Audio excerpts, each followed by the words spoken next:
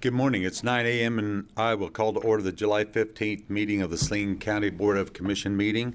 Will the clerk please call the roll? Commissioner Shadwick? Here. Commissioner Grievous? Commissioner Sparks? Here. Commissioner Weiss? Here. Commissioner Hay? Here. If you're able to stand, please so and join the flag salute for a moment of silence. I pledge allegiance to the flag of the United States of America and to the republic for which it stands, one nation, under God, indivisible, with liberty and justice for all.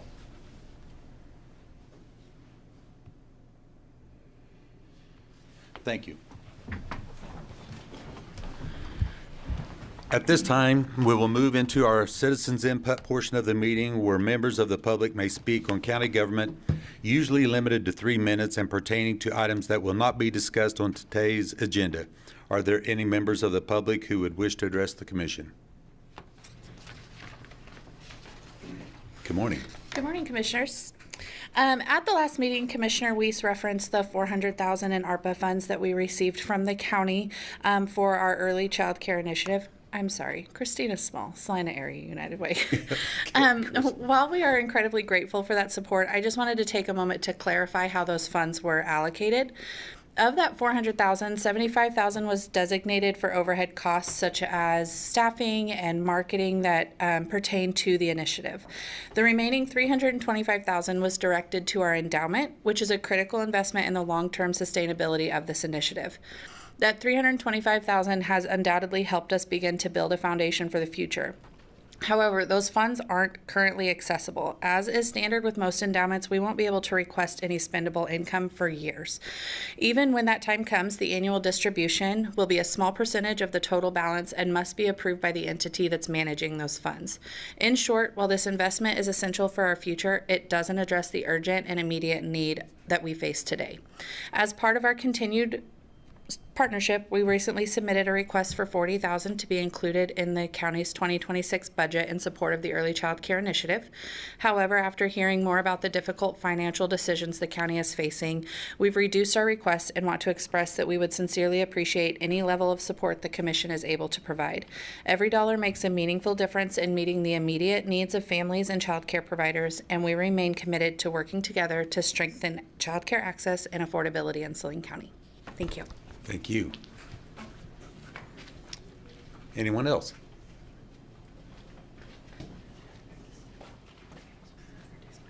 Good morning. Good morning, Joshua Swati here on behalf of Plus Power. I hate to always tell you to give more homework to do, but I would encourage the commissioners, if you are bored at night and need a way to get to sleep, please go back and watch your Planning and Zoning Commission and that video as they deliberated, because I actually get to interact with a lot of Planning and Zoning Commissions around the state. Yours has done a great job working on the regulations for battery storage in the county, and the particular questions that you sent back to them and they had initially spent a lot of time working on those. They had another good discussion on that in June when they took that up. And then we're very clear in why they set back, particularly on the two questions that I think everybody's interested in, setbacks and acreage size. They were very clear about what they had originally intended to do and the amount of time and effort they spent working on that, and then why they were sending it back to you in the condition that it was in. So you'll get that report from, I would assume, the planning director anyhow. But I would also encourage you to, if you can, watch that video, because you've got a great Planning and Zoning Commission, and they dug into this over several months. They took a lot of comments from a lot of members of the community, tried to incorporate almost everything that they possibly could, but they were quite clear in what they were doing and sent that to you, and then when asked to look at it again, solidified those feelings. So I would appreciate it if you could take a look at that. Thank you. Thank you. Anyone else? Carl Britz, American Wrecking and Mid-America. I had a couple questions pertaining to the bid that was already let out, and I had a couple answers already back in email. I was told that my bid was thrown out due to non-references, which I have the original thing here, which is fine. But I was also told that you guys were allowed to give whatever bid and negotiate whatever prices on the bid, which I can understand that. That's usually let out and everything. My question is if one contractor was allowed one thing and then another one wasn't allowed the other, what grounds did we have to do those? But I have the original proposal here on what was submitted, and I was told my references were not in it, so I would like to let the county see that, or whoever, to let them know. Hand that over to the administrator and we will look at it. Okay. Thank you. Anyone else?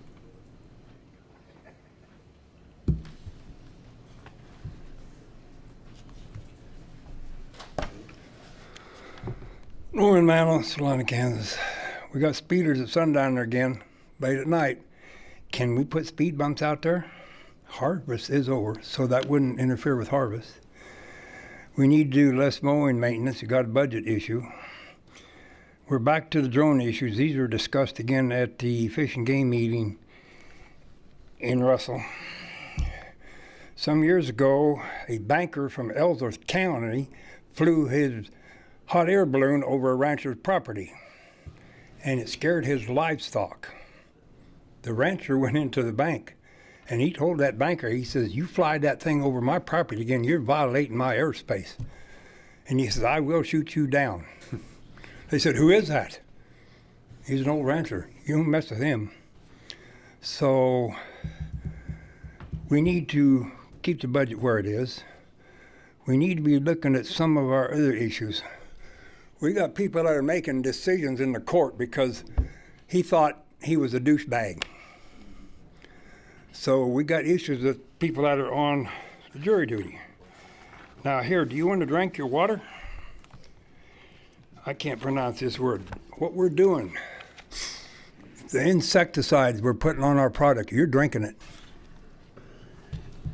So you need to be dressing these seed companies. Here's a big issue on it. It's a hazard to insects, birds, and the ecosystem. You drink it. Okay. Thank you. Anyone else? Morning. I'm Ron Frank. Lived here all my life.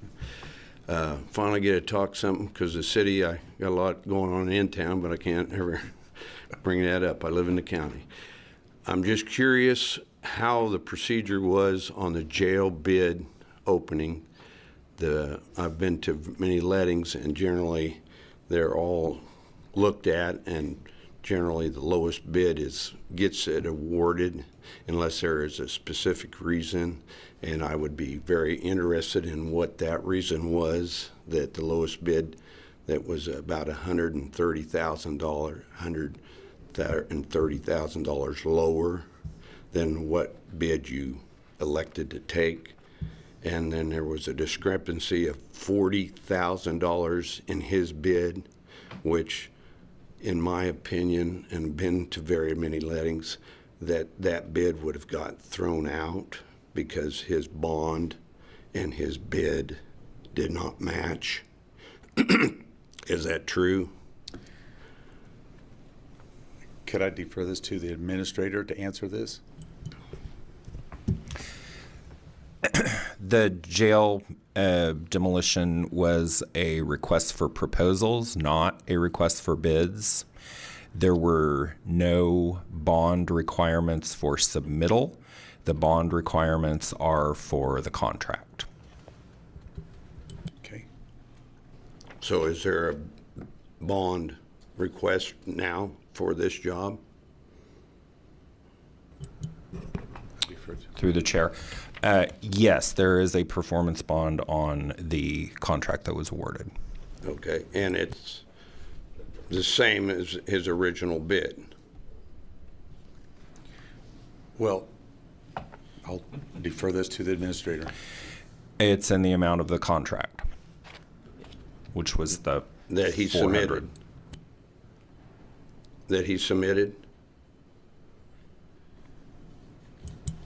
That the commission awarded by a 3-2 vote. Correct, but the original one that he submitted, was it 400 or was it 440? I'll defer to the administrator again. The proposal that was submitted by the contractor that was ultimately awarded the contract, was the original proposal as submitted was $440,000. Staff made a clerical error and wrote that down as $400,000. That was what went to the commission. That's what the commission awarded. When that error was discovered, went back to the contractor, and he agreed to do it for the lower price. And that's the amount that's on the bond. So that's, So why did you not elect to go to the lowest bid? What was the decision-making in that? Well, Mr. Chair, this isn't a press conference here, so, but I will answer that question just to move on. My decision was local. well, it's like me. One of my decision-making is that one of the things there were, when they talked about the few percentages of the difference between why this person got it and this person did it, the scaling of the reason why, I felt that it was the reasons why that percentage was a little lower is because the reasons why I wouldn't have chose them to do it anyway. I went to go with local that had the trucking and the experience here locally to do it, that had a place to get rid of the equipment, I mean the debris and everything else. So I didn't, there was another demolition going on at the time, and I just didn't want it to end up being a situation like it had been going. So anyway, that's, And I voted no. Okay. yes. Well, like I say, getting rid of the trash right now, the one you elected to get has got a problem with getting rid of the trash. He's in charge of hauling the trash off at the Okay, Holodome.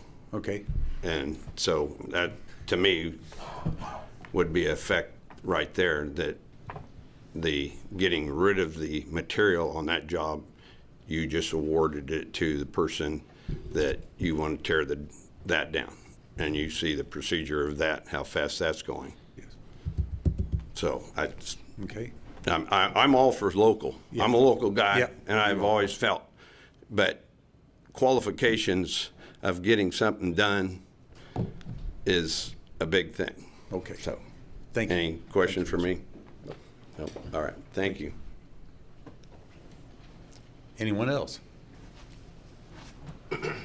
Commissioners, there is one person present on Zoom that would like to speak. Okay, I'm sorry, thank you. On Zoom, go ahead and speak.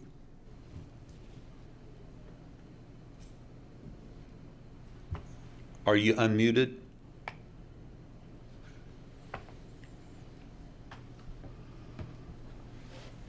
Let's move on. Are you there? We will move on then at this time. Sorry that we wasn't able to take your call.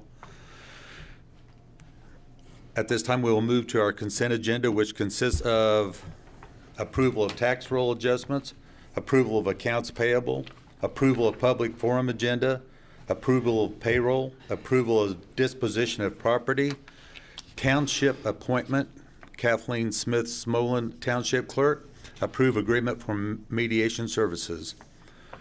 Could I have a motion to approve the consent agenda as presented? So moved. Second. We have a motion and a second to approve the agenda as presented. All in favor, say aye. Aye. All opposed, same sign. Motion carries. Move into the action items. Disaster declaration for June 18, 2025 with Michelle Weiss, Emergency Management Director. Good morning. Good morning, Commission.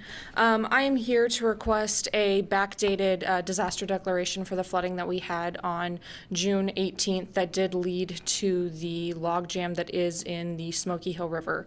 On July 10th, we submitted a damage assessment to the state for the flooding that we had experienced here, but as well as across the region.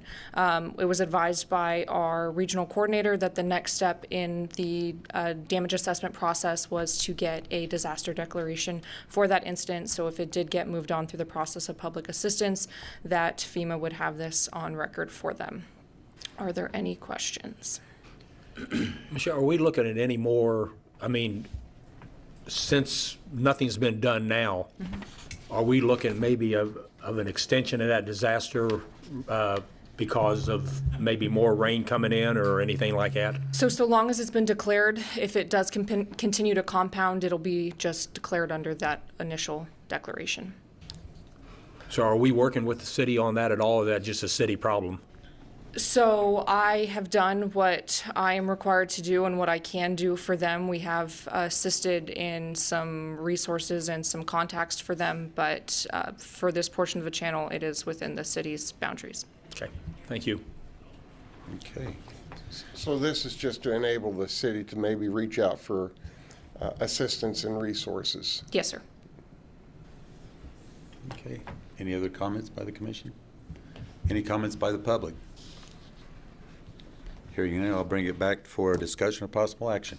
Mr. Chairman, I move we adopt Resolution 25-2431 as presented. Second. We have a motion and a second to adopt Resolution 25-2431 as presented. All in favor say aye. Aye. Aye. All opposed, same sign. Motion carries. Thank you, Michelle. Thank you. Next item. Waive user agreement with Michelle Wise, Emergency Management Director. Good morning, Commission. I'm here to request the signature with the Kansas Department of Transportation's mutual aid agreement. As you know, we moved to the 800 radio system. The state of Kansas does own several talk groups that are accessible statewide. We do have access to put those in our portable and mobile radios. One of the things that we got out of the radio project was the radio mobile app that we utilize. We need another agreement to be able to access those talk groups through the mobile radio app. So this is the agreement for that, just allowing us to access those state talk groups. Okay. Any comments, questions by the commission? Anyone from the public? Hearing none, I'll move it back for approval of consent agenda as presented. Mr. Chairman, make a motion we approve RFA 2025-94 as presented. Second. We have a motion and a second to approve RFA 2025-94 as presented. All in favor say aye. Aye. Aye. All opposed, same sign. Motion carries. Thank you. Next item. 2026 County Budget Direction with Philip Smith Haynes, County Administrator. So this is the next step in our consideration, the Commission's consideration of the budget for next year. And in particular, we are required to transmit to the county clerk by July 20th a notice of whether or not we intend to exceed the revenue neutral rate.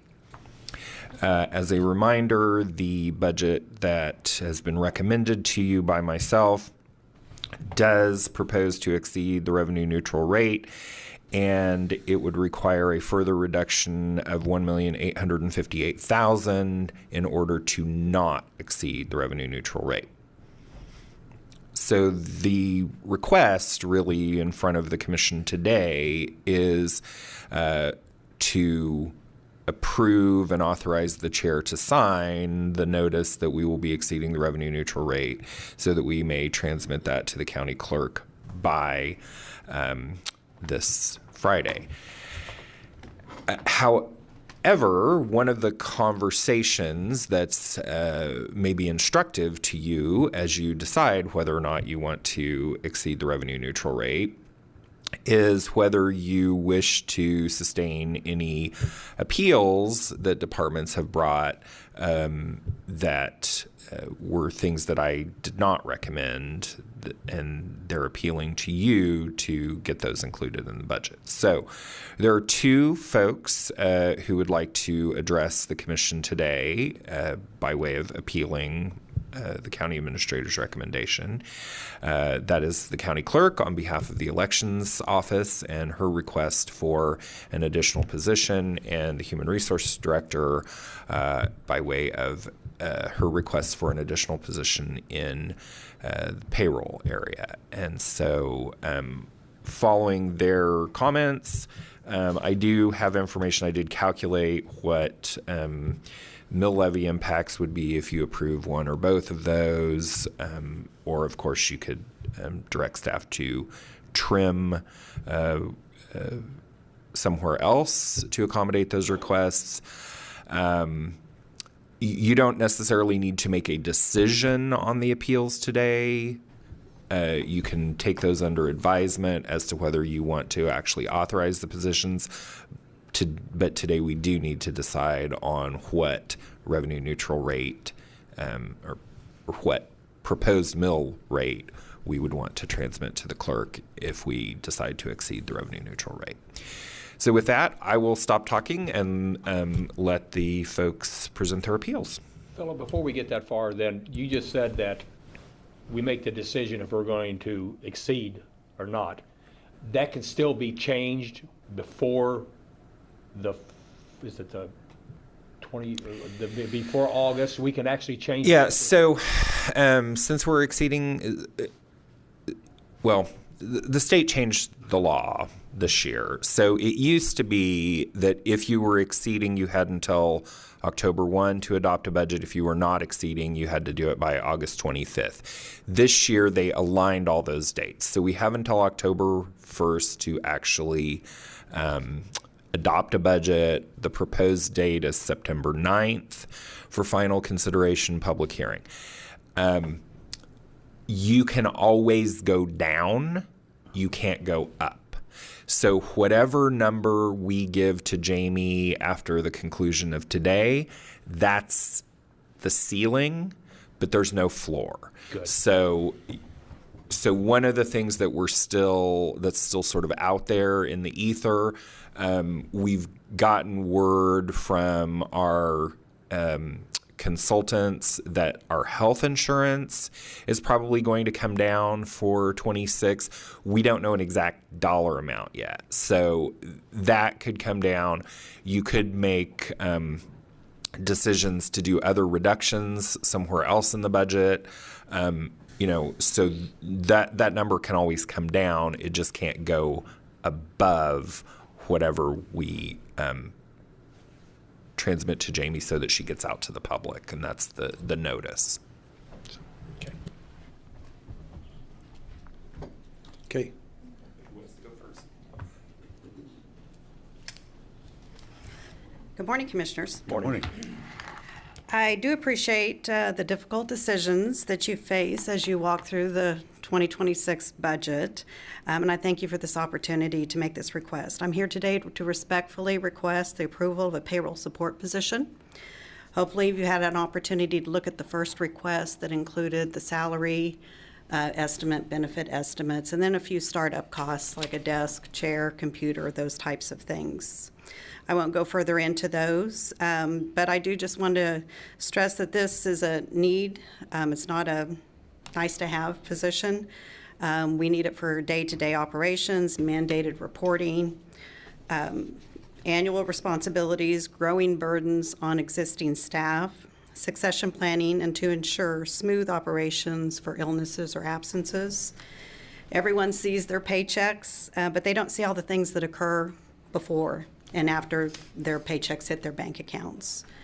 I have explored some grant funding options, but unfortunately I'm not able to find anything that covers the HR role in full. Some of the existing grant funding positions may include some allocations for administrative costs, supervision, management, HR, but I'm uncertain if these indirect costs would be enough to combine to fund this type of position. I do understand from time to time there may be a suggestion to consider a part-time role. While we would welcome any help at this point, the need is for a full-time position. Part-time staffing does present its own challenges. Often individuals in part-time positions leave as soon as a full-time opportunity arises, which leads to frequent turnover and repeated training cycles. Although we are committed to internal cross-training and continuity of operations planning in HR, each HR staff member already manages a full set of responsibilities, and it's difficult to fit in the more intense training that is required for the critical payroll processes. There was also a suggestion to cross-train staff from other departments. While this was well-intended, this approach has limitations as well. Most departments already have significant workloads, and pulling staff away from those duties would likely strain their operations. Moreover, becoming truly proficient in payroll processing, it takes a 1 to 2 year training process. Finally, it's far more than a backup for payroll processing. It's not a seasonal need. This position is vital to ensuring continuous, reliable support for the payroll benefits coordinator. It strengthens the checks and balances that safeguard our financial payroll operations. It relieves the growing burden on existing staff. It also just keeps the critical responsibilities for both Building Authority and Saline County, because we do process payroll for Building Authority.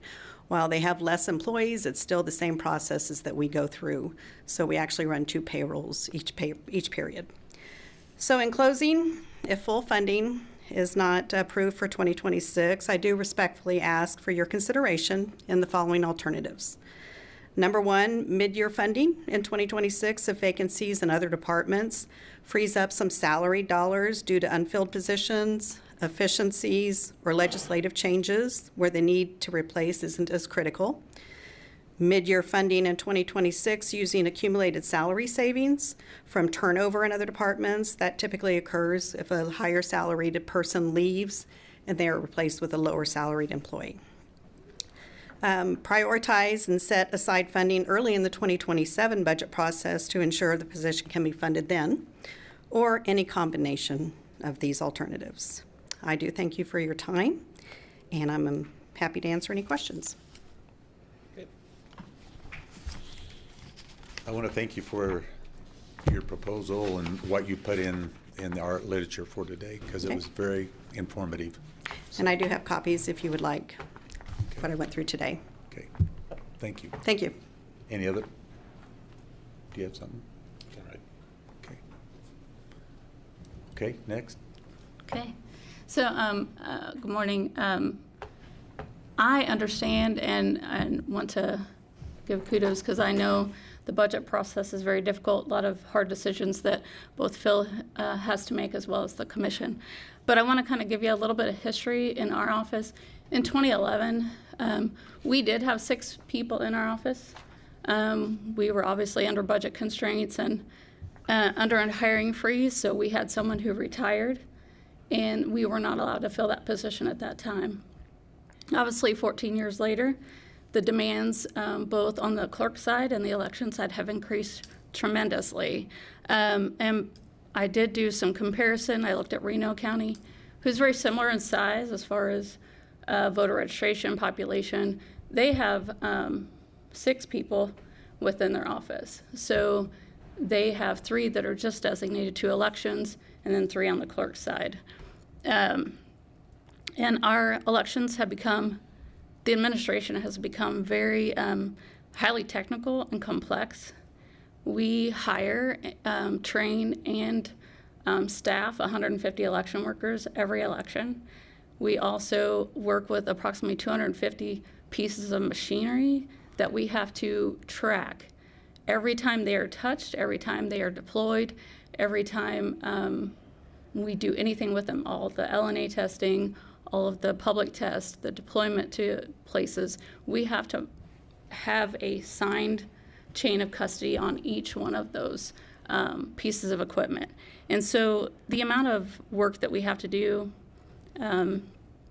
with the requirements nationally and with federal and state regulations and federal and state laws has increased a lot. And so what I'm looking for is someone who can do the security and writing the plans and keeping track of all of those things. I mean, when you're talking 250 pieces of equipment, and that's not even the signs and all of the other things that we have, the security carts, the deployment, it's a lot of work and a lot of knowledge that it takes to have that. So when you're looking at the physical, the cybersecurity, the operational security, it's a lot, and I need someone designated to that. You know, I take training all the time, but just the amount of staffing time it takes to monitor all of that, it's a lot. And so, and elections have been, you know, we're part of critical infrastructure, and there has been a lot of security measures that have been a concern nationally. And so Saline County has been really good about making sure that we have the space and to provide for our security of our equipment. But I think that we're looking at, we need more staffing to prepare those plans. So right now I'm working with a core request, and that's another thing that they would do is I'm working one that's asking for data clear back to 2016, and it's several page document asking for that. I mean, that's a lot of work. So between the planning of all of our election security, the deployment, and all of that on top of helping with those core requests and the amount of every email, every document, every time a piece of machinery has been touched, they want that information. And so just having someone dedicated to that is a lot. So I'm asking to replace that sixth position that we've had in the clerk's office because of the demands that we've had over the last several years. So I open to any questions. Thank you. Okay, back to you. So as I mentioned, I did do some calculations. So the request before the commission today is to transmit a notice that we will be exceeding the revenue neutral rate and that our proposed mill levy would be 41.571. If the commission were interested in funding the election position and not making reductions somewhere else in the budget, that number would be 41.647. If you're interested in the payroll position and not making cuts elsewhere, it would be 41.663. And if you were interested in both positions, that number would be 41.739. And what is our mill levy right now? 40.112. So to do both of the positions would be like a 1.6, a little bit more than a 1.6 mil increase. Again, assuming you did not make reductions somewhere else in the budget. So what is the process of us doing it? I mean, are we starting to go through the budget today, nitpicking and? Yeah, I would be happy to take any direction from the commission today. Anything that you want to see changed, any suggestions that you have for, changes you would like. But the critical thing at the end of today is what number we're transmitting to the county clerk by the end of the week. So if we keep property taxes right at 40.112, how much are we cutting? $1,858,000. Or, well, no, I'm sorry. That's if we get to revenue neutral. If we cut it to exactly where we are, I don't have that number off the top of my head, but that it would be probably a little less than $1 million, maybe 800, 900,000 in that range. I could calculate it and bring you a specific number next week. So you're saying a 900,000 if we could cut 900,000 someplace, that we could keep the mill levy at right where it's at right now. Approximately. But that isn't revenue neutral. Correct. That is not revenue neutral. Revenue neutral. So just as a recap, I know we've talked about this before. So the revenue neutral rate is a fake number that the county clerk has to calculate for each jurisdiction, which is the number that would yield the same dollar amount in revenue with the new valuation. So it always ratchets down unless valuation drops. So our revenue neutral rate is not 40.112, it's 39.3 something. So.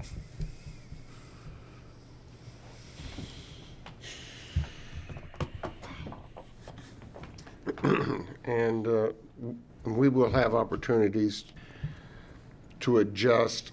We're setting a number today. We will have ability to adjust everything inside those numbers at a later date, or you want to do that today?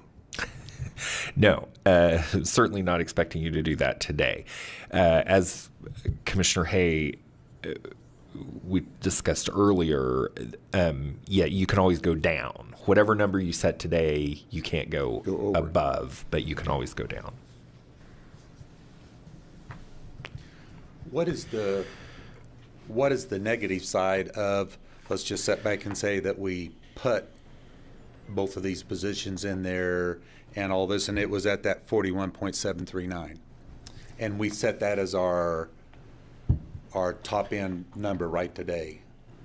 We can always go down, like you said, we can always go down. What is the negative side of doing that, setting that as our upper number? Well, I think that's really a political question for the commission, because the higher that number is, presumably the more constituent feedback you will receive. Yeah, Mr. Chair, that's a good question. I'm uncomfortable with that public perception going out there that we're okay with this. Okay, well, but I was just, me, not you. And it's the same way, but I was just, that's the reason why I wanted to ask that, is that what is the negative side of that? Because it's like, because I listen to this and that we need that. Then I listen to the sheriff's office talking about, okay, he's asked for this and this, and he knows what his funding is during the whole year, and he's asked for this, and so we're not providing that to him or to the sheriff's office. So I look at it as the cost of going up and the services that the county is providing. Can we keep doing those services without this?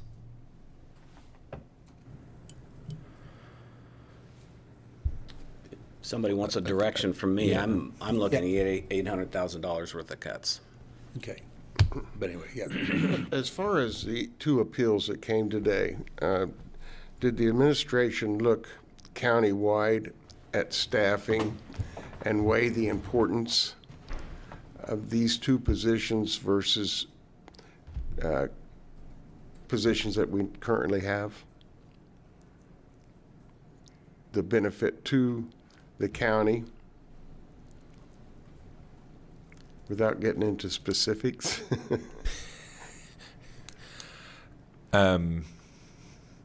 You're asking if I evaluated whether we should eliminate an existing position and add one of these? Correct. No.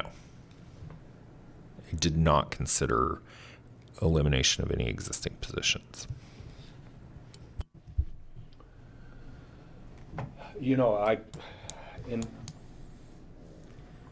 we've come up and we've already said that we've got some, and I'm just going to take the outside agencies. We've already looked at some. We already said, okay, we're not going to fund some of the outside agencies. Some of them we've got on the list. I heard something the other day that that kind of made sense. It's, maybe it's time to, pull the Band-Aid on this and let's make some cuts and get it down, because we need to take care of the county. We need to take care of our people. We need to take care of stuff for the taxpayer to make sure that they don't have a property tax burden, or a lot more of a property tax burden. I'm like Commissioner Chadwick said, I'm looking at about the same amount of cuts of $800,000, or even more if we can get them, to get this down to where we do not have to exceed, or if we do exceed, it'd be very little that we have to exceed the rate. We've got, there's so much fat in some of these allocations that, I know we, if we're not going to fund one or fund very many of them, then we need to take a look and see and ask ourselves, why are we funding some of these others at these higher rates? So I'm ready anytime to start, like I said, pull the Band-Aid, let it bleed.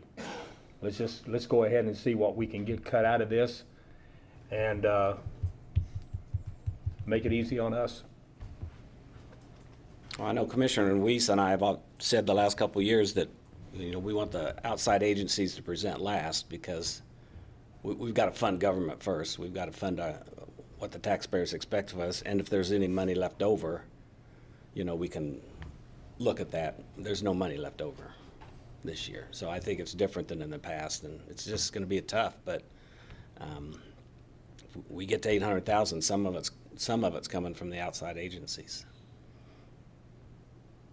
I think we need to look at, if we're getting into the weeds a little bit, the food service at the senior center, that's a negative cash flow of $233,000 a year, according to what I see. And, the patrons over there need to make a little bit of an adjustment on that. I think our capital improvements fund probably needs to be whittled down. We might not be able to buy every piece of equipment that we are doing this year. EIP, the same way. Computer hardware, body cameras. I think we're looking at all of that. I'm not willing to raise property taxes this year. We looked at, when we talked about last week, we passed, or we gave our last bit of money that we are committed to the city for the Expo Center, I believe was $750,000. It was also brought up that the Expo Center is only, it costs us $400,000 a year to operate the Expo Center.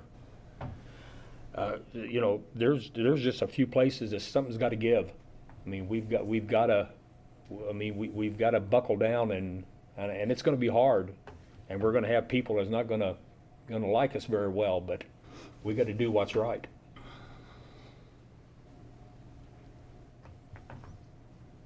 Well, I'm more than willing to dig into the weeds and do that. I think we all have personal opinions about where these cuts could possibly come from. But I think we're all aware that the cost of doing business does go up, but it doesn't need to go up at that large of a rate. If we could hold the mill levy the same, that would be wonderful. And but you're still going to get the increase in the property valuation, right. So that's you're right. So it's going to be something. But. And but it won't be easy. And but it needs to happen. Well, and I know we don't have a full commission here today, too. So, but what we do have to do is set a rate, right? Correct. All right.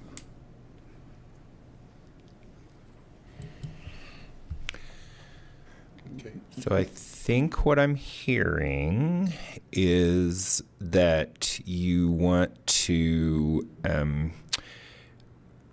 exceed the revenue neutral rate, but to a maximum of the current mill levy, 40.112.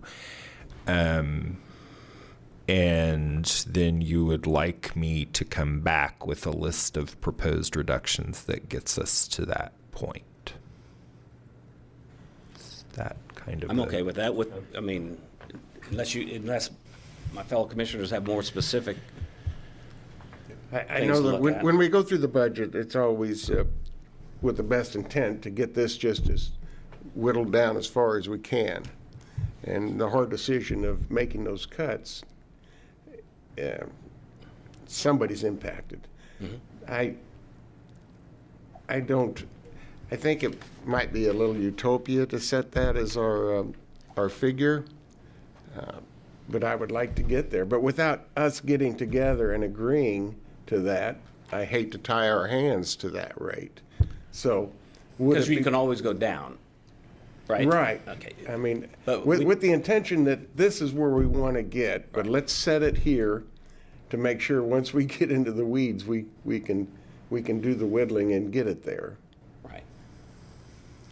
Again, I'm agreeing with you, and I'm okay if we decide to do that, but that there's going to be some public perception that we're raising the mill levy. I mean, Exactly. because that's just going to be the coffee shop talk, and that. Unless we are capable of finding, what would it be, about 750,000, 800,000 less? We're at 1.5 increase? The proposed increase is 1.459, so I could do the math real quick on that.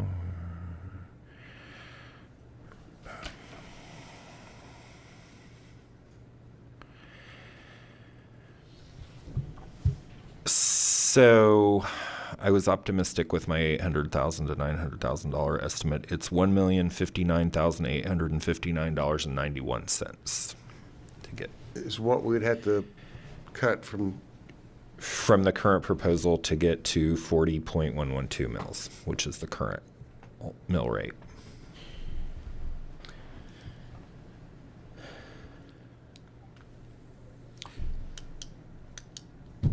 And I just want to ask this question one more, just to get a clarification. If we did agree with with this budget that you've allowed us to look at, to a tax rate of 41.571, which is an increase of 1.459 mils, that's the proposal that you've got in front of us. So, and I just want to, in my mind, to say, if this did pass, we did okay that, and we sit back and say, what we really want to get to is the 40.112, but we can't go up, but we can always go down from your proposal. Correct. Okay. All right. Well, Commissioner Weiss, what amount do you think gives us a little room and doesn't, and I'm not putting you on the spot. Well, I am a little bit. Sure, that's fine, that's fine. Let's just talk about it. That wouldn't send up a flag to the public that. Well, if we took that proposed mill levy increase and cut it in half, and in good faith, see what we could do about that as we go forward. I mean, that would put a lid on things, and we would have to stay under that amount. So you're looking at We would have to find that. 40.7 or something like that. Yeah. Because I'm just afraid once we get into it, the county deserves and should have a certain amount of service, and I don't want to jeopardize that to the point where they're not getting the service that they've grown to expect. That concerns me. Commissioner Hay, what is your thoughts on that 40.7? I agree on that there. At least that gives us a ceiling to. And to to send look at. something to the public And that to we say, are yeah. interested in doing this, yeah.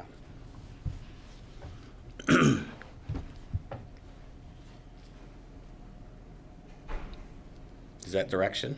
Is that a consensus there? It is for me. It is Okay, me also. But we have to approve that, so we have to. So I think what I'm hearing is that you would make a motion to direct staff to prepare a new revenue neutral form at 40.700 and authorize the chair to sign. Okay. So moved. Second. We have a motion and a second to approve RFA 2025-96 as amended. Yes. All in favor, say aye. Aye. Aye. All opposed, same sign. Motion carries. Remind us and the public of the next step.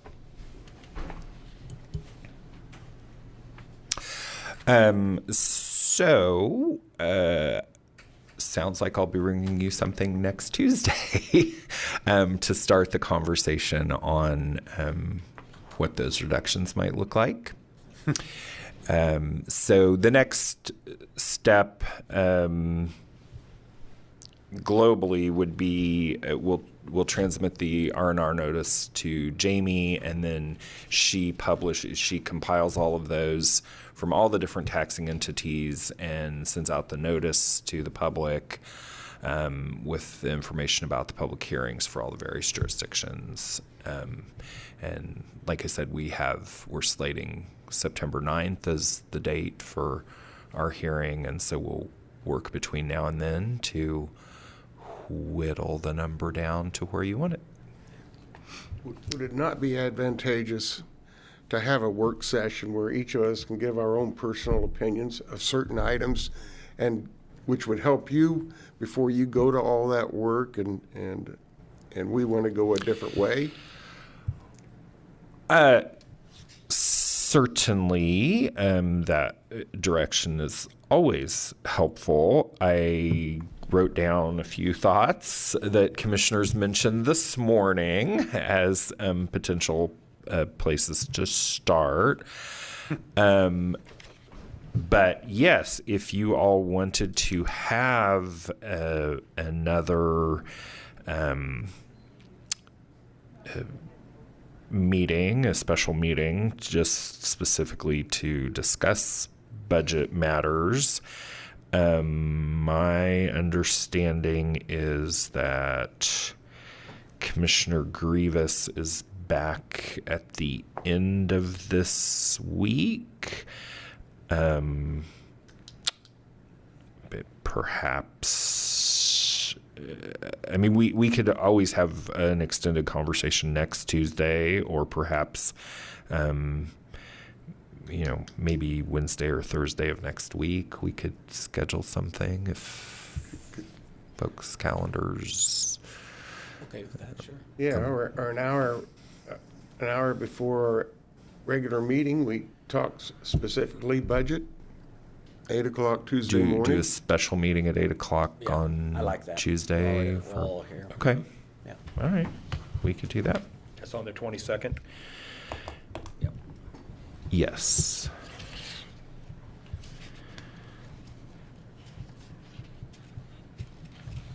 Okay.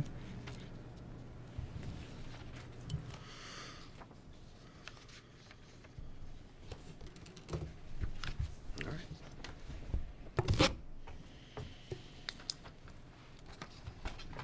Okay. All right, any other commission? Any discussion? Anyone from the public?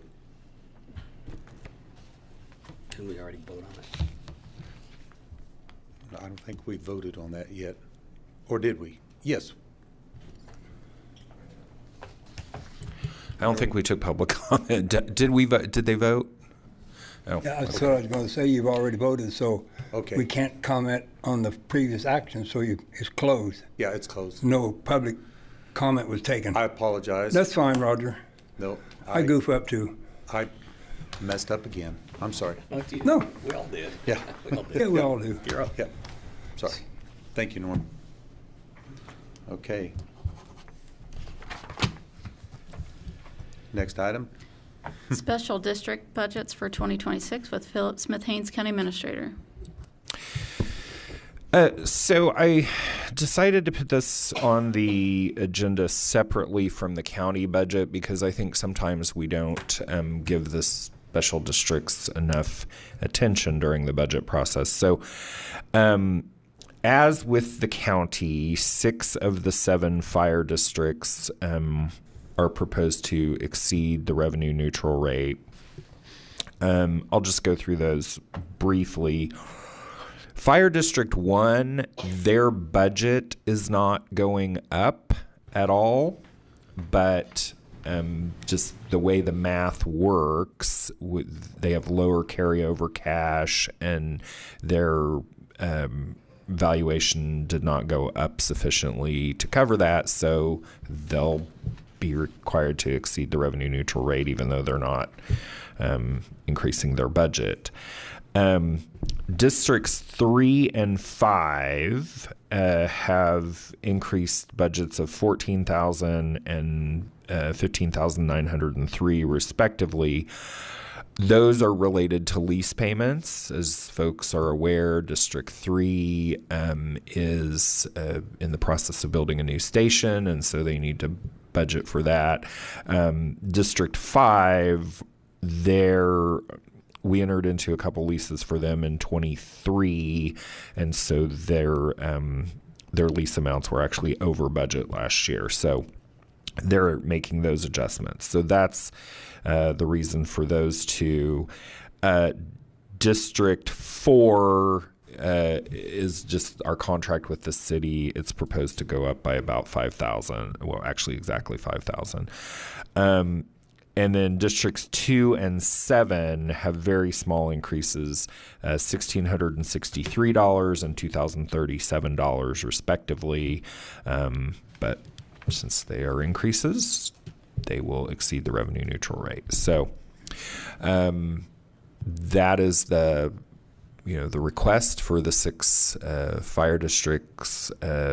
District 6 did not exceed the revenue neutral rate. And of course, the other special districts, KIP and Fallen, do not levy a mill levy. So it's a moot point for them. But the recommendation before the commission would be to authorize the chair to sign the revenue neutral rate letters, one for District 6 saying that they're not exceeding, and one for the other 6 districts saying that they are. Be happy to answer questions. I got one question just for knowledge. Fire District 4, the $5,000 increase there, is that just because of the formula that's used in figuring that, or was that negotiated? It's just the formula. How that works is what we pay is we take the city's mill levy for fire only and apply it to that district because that's the contract. And why does that continue to be Saline County's? Is that another one of the donut holes there we have? It has become a donut hole through a couple of other annexations. The biggest one being the annexation of the Kubota plant has sort of closed to the last part of that ring. So it is, interesting that there is that little industrial area that's not part of the city. I'm sure the city would be happy to take that. The businesses that are there probably would be less happy with paying city taxes. But does the city do their roads? Is that private contracted? Is the county doing that? I think the county maintains the roads in that industrial area, don't we? I mean, I've never I think seen it's very vehicles in there. sporadic, but Yeah, Justin Mater, Saline County Engineer. So I think there's Avenue A and Avenue B. I think the city maintains those. But there's a street south of there, and I can't recall the name of it. And it's a concrete road, and so it's our responsibility. But we have an agreement with the city that they do some maintenance on that. So Darren would be a little more up to speed on the agreement on that road. But so it's kind of hit or miss in there. Okay, thank you. Any other comments by the commission? Questions? Anyone from the public?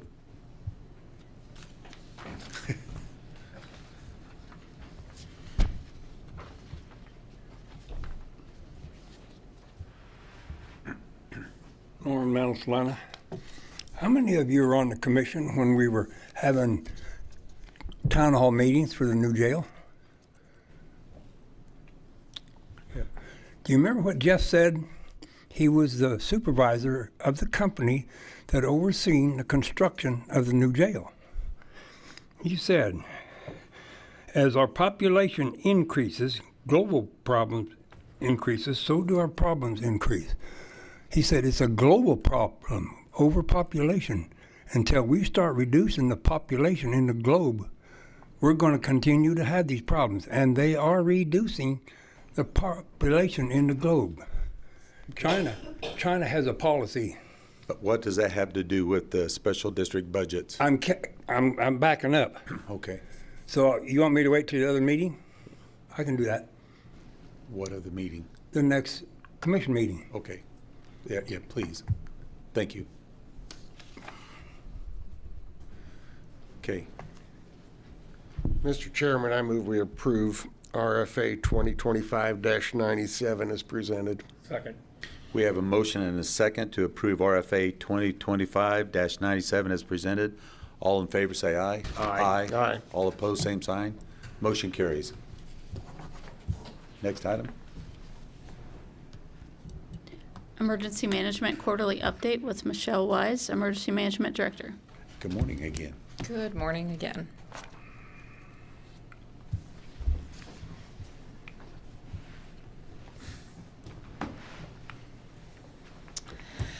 So we are going over the months of second quarter for us, which is April, May, and June. I just want to give a quick weather overview that we've had in the last quarter. Our regional task force for swift water rescue for the North Central region is combined of both the Sheriff's Office and Salina Fire Department. They have had quite an active quarter. They were tasked to go to Ottawa, Kansas for several days, and they assisted with flood operations there. They are meeting with Canopolis Lake to be put in and included in the search and rescue plan at Canopolis Lake. And then we do currently have one member that is doing a 15-day deployment down in Texas, and he left over the weekend. And they did their first mission yesterday, which was reconnaissance flights. Just a brief overview, you guys did declare a disaster for the Smoky Hill River. I just wanted to recap that we did submit a damage assessment on July 10th to the state. Currently, the county's threshold for a disaster is just north of $250,000. And this project is set to well exceed that in the recovery phase of that. As you can see with me, I do have two interns in my office this summer. McKenna is from Kansas Wesleyan. One of the projects that she has done for us is a LEPC exercise. Sean is with us this summer as well. He is retiring from the Army in October, and he will be helping us with an exercise for Kansas Wesleyan. An update, so the Mounted Patrol and my office had partnered to set a mobile incident command post and get that created for call-outs and potential deployments. Thank you to Chief of District 7, who has helped us save some cost. He is completing that project this week. So like I mentioned earlier, McKenna's project this summer was the LEPC exercise. We did conclude that on Friday. We had 55 participants and 23 different businesses from Saline County did participate in that. Earlier this quarter, we also did participate in the North Central Healthcare Coalition's medical surge exercise. We had 6 healthcare facilities, and the hazmat team from Salina Fire participated over the hazmat spill. Upcoming exercises will include the active shooter tabletop that Sean will be doing for Kansas Wesleyan, and in August we will partner with Central Kansas Mental Health to do a full-scale active shooter exercise at their facility. We have offered 4 classes, the last one being this Friday, of lithium-ion battery training. This goes over batteries in all shapes and sizes, ranging from those within your cell phone, those that you have in your garage for your lawn care equipment, e-bikes, and e-vehicles, as well as some coverage over BESS systems. It did provide quite a lot of insight into the mechanisms in which that cause those fires, and did provide some fire suppression solutions and outlooks for fire. We also hosted a animal decon training. One of the biggest concerns that we continue to identify is decon for the livestock that we have in Saline County if something were to happen. So we have concluded training, and we are looking to select a time and date for a exercise in the upcoming future.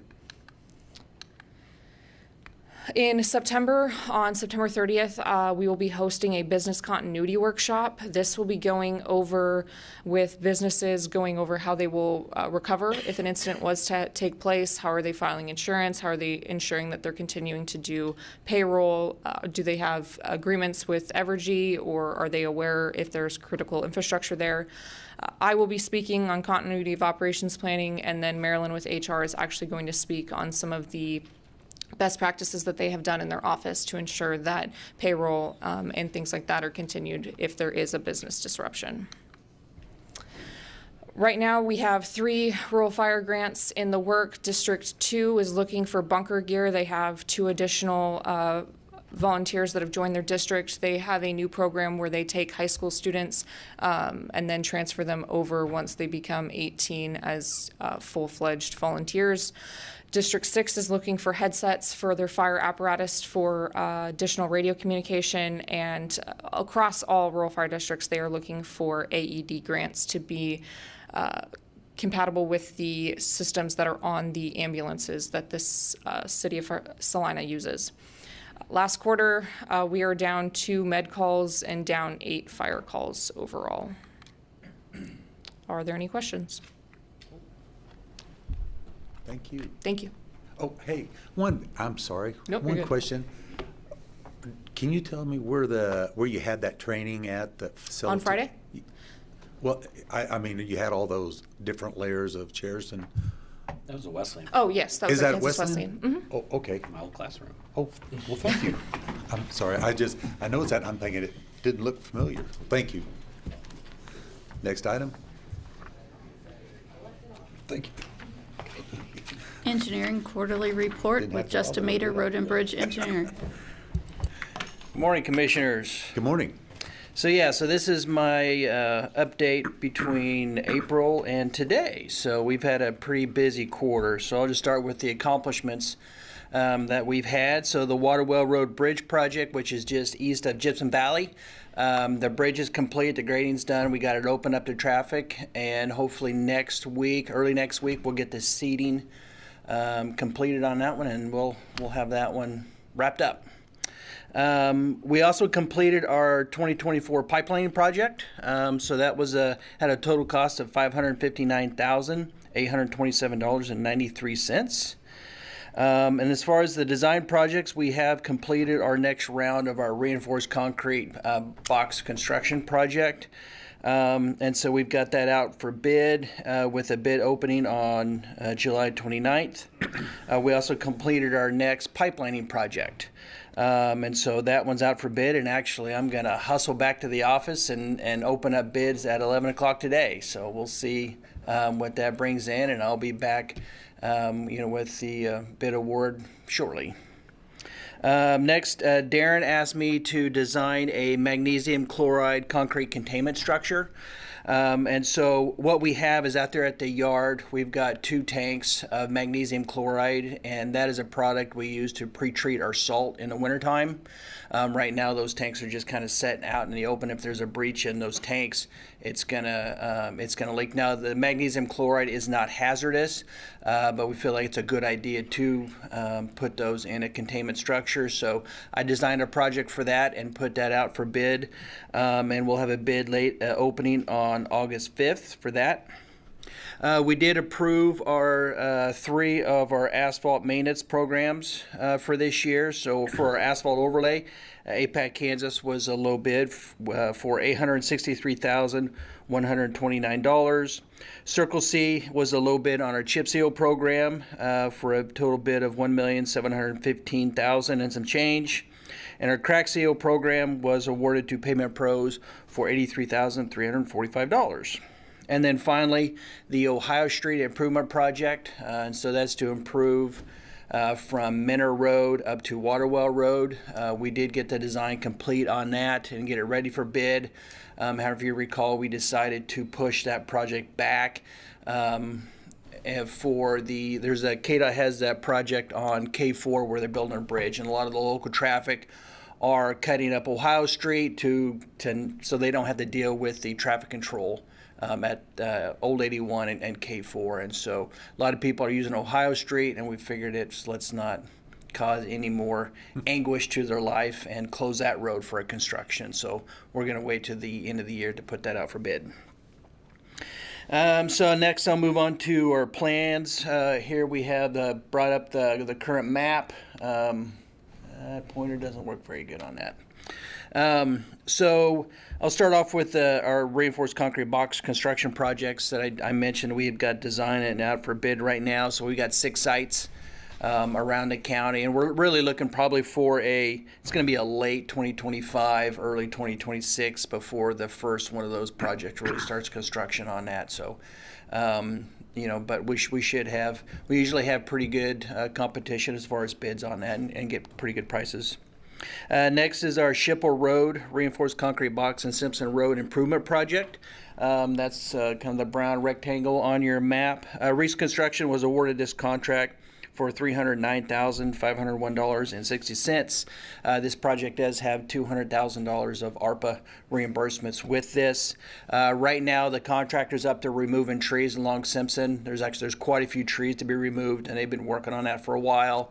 Simpson Road has stayed open to traffic, so the public hasn't had much effect on the construction.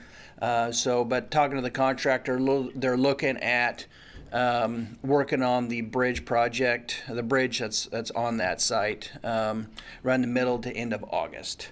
So we do have a completion date of November 1st, mainly due so we can get all the ARPA funds because we've got to get those spent down.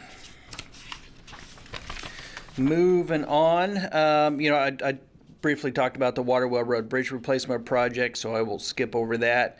But our next large project that we're starting to design is really at the intersection of Cloud and Gypsum Valley. During our last bridge inspections, we found some significant structural issues on the substructure, on the steel pile. That's with that, and so that's the next project we've selected to start working on. We're right now just going through the design phase, and so we're really looking for a construction of this project. It's going to be in the late 2027, early 2028. For most of these projects, it takes about 2 years to get it ready to put out for bid.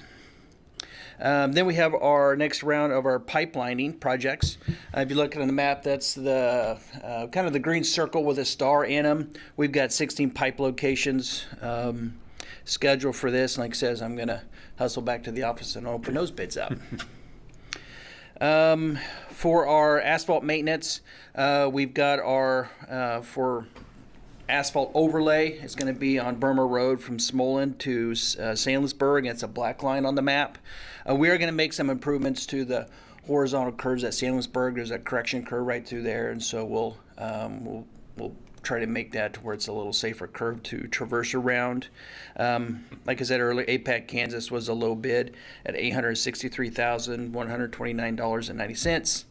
Our chip seal projects, we've got 44 miles planned for a chip seal and then 12.7 miles of a scrub seal planned for this, and Circle C has that contract. They typically do that work. I mean, it varies, but it's usually in that late summer, early fall is when they do that work. And then our crack seal, I've got 20,000 pounds of material that's estimated. It's a little smaller program than what we normally do. But again, it's Pavement Pros has been the contract for most of the years I've been here. I mean, they do a great job, and it kind of varies when they do that. Kind of depends with the KDOT work that they have scheduled for when they come to Saline County to get this work done. So I couldn't really give you a timeline on that one. Ohio Street improvement project, I've kind of already talked about that. Magnesium chloride, I've already talked about that. So I've got a section just called miscellaneous projects. And I'm going to start off with the my issue with not having a county surveyor. So Wayne Scritchfield left, and he's doing I talked to him yesterday, and he's doing a great job in Lyon County, and we miss him greatly, but I haven't had a single applicant that meets the requirements for a county surveyor. And I've contacted all the surveyors who work in this area, and I've got nothing. They're just not interested in leaving their current job. So what we still have to move forward with. There's still survey services that we need, and so in order to move forward with projects. So I put together a request for proposal for professional on-call survey services. And so that's being advertised right now. And so that work is really, section corner work. Almost every single project that we do, we have to have the section corners because that's all your right-of-way is established off of that. Survey review, and then writing legal descriptions. Whenever we have to acquire new right-of-way, we have to have that legal description, and it has to be performed by a licensed land surveyor. So this on-call contract that I'll be bringing to you will help us cover some of those services and work that we really need. And proposals are going to be due at July 28th.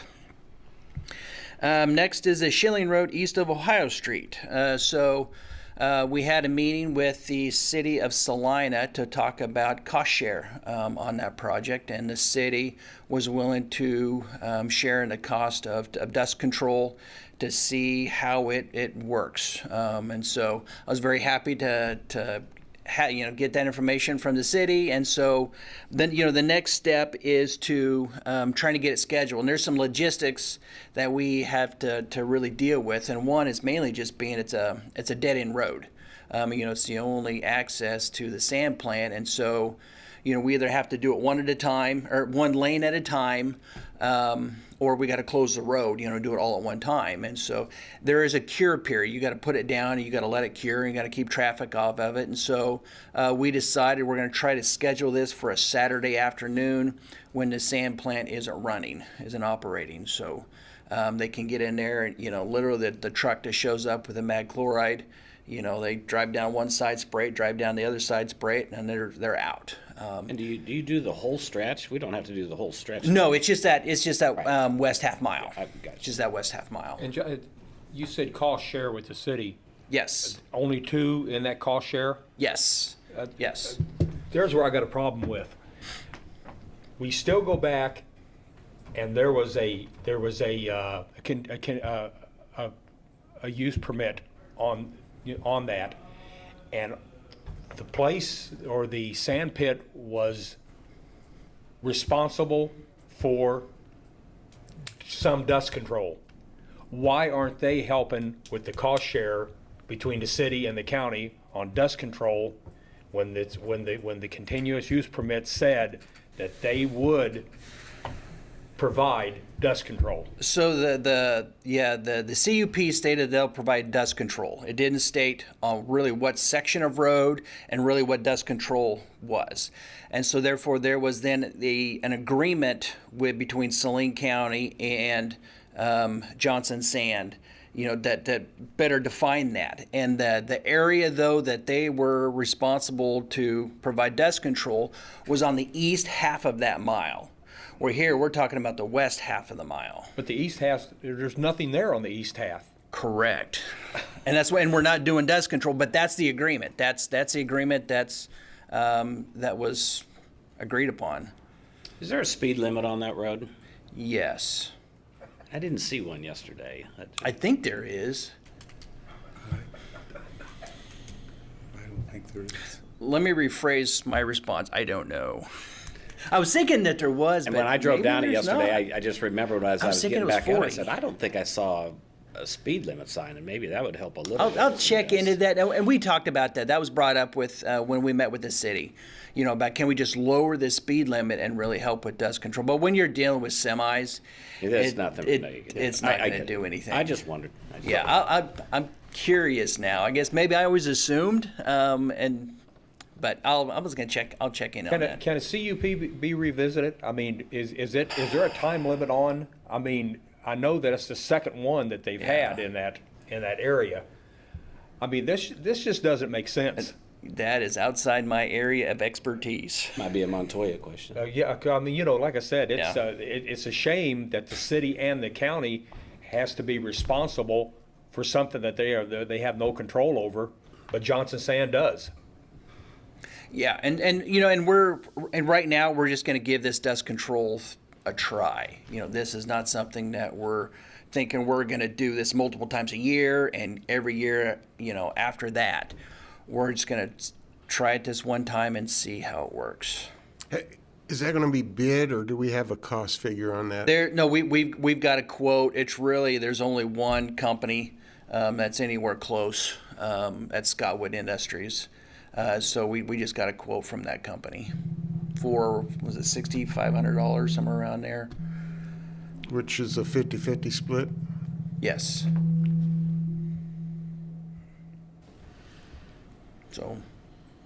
So the plan is to move forward with that unless I'm told differently. Well, I think we got to do a first step. I mean, this is Just to give it a try. Yep. So, okay. All right, moving on to my last item here, and that's Assyria Road from Old 81 to Ohio Street. So that goes right through the city of Assyria. I've been kind of messing around with this project for a while. For the last 4 KDOT cost share submittals, I've submitted this project and have not been awarded a project on this. And so the city of Assyria made an email. They're wanting to know, what their share would be if we just move forward with the project without any kind of external funding. And so I did update my estimate, and this estimate is really based off of, for us, it is a mill and overlay outside of the city limits. Inside the city limits is it's got to be a full reconstruction of the road. And so the county's responsibility is a center 24 feet. Everything beyond that is going to be the city's responsibility, which will be about 6 feet on either side of that center 24 feet. And so I've got an estimate of $760,000 for that, and the city of Assyria's share would be $175,000. So I did send that to them, and then I haven't heard anything back from them. So I'm assuming they're going to figure out if they can afford that or not. But then I've got to come back and see if that's a project that the commission is interested in. And we have to do the middle of the road because prior there's a state statute, connecting link. That's what I thought. Through there, Yeah. Yep. So, okay, so that's kind of concludes my project update. As far as budgets, 2025 contractual asphalt, or for our asphalt maintenance program, I'm working off of a budget about $3.2 million.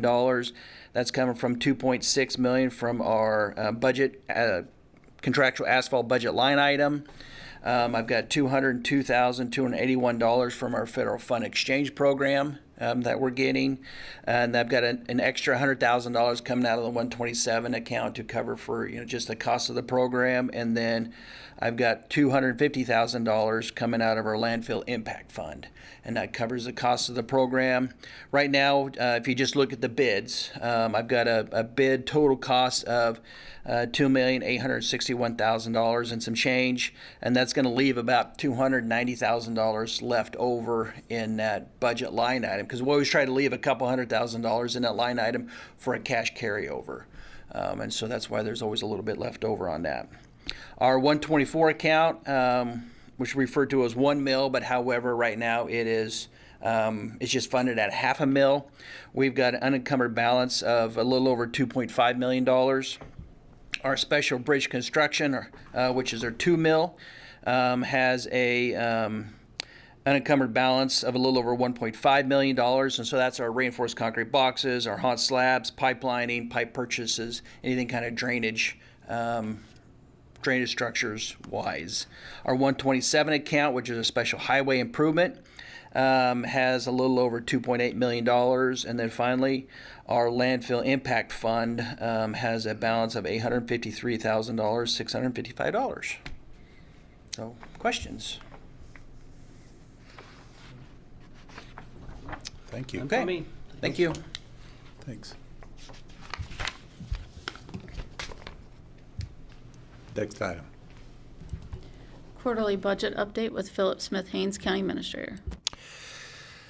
So we talked a little bit about the 2026 budget. So this is the 2025 budget. Our current year, we are now 6 months into the year and reviewed where we are with all the budgeted mill levy funds and the fire district funds. And I will say at the fund level, there are no concerns that stand out. At the department level, the only department that was exceeding 50% of their budget through the first 6 months of the year was the courts. That's unfortunate, but that makes sense. They did end up exceeding their budget last year. They've requested an increase for 26, so it's not great, but expected. Kudos, on the other hand, to the sheriff's office and the health department. They are both doing better at June 30th of 25 than they were at June 30th of 24. Be happy to answer any questions. I don't have any. Anyone? Thank you. Next item. County Administrator's update with Philip Smith Haynes, County Administrator. So just 3 items briefly. We talked previously about federal budget reconciliation.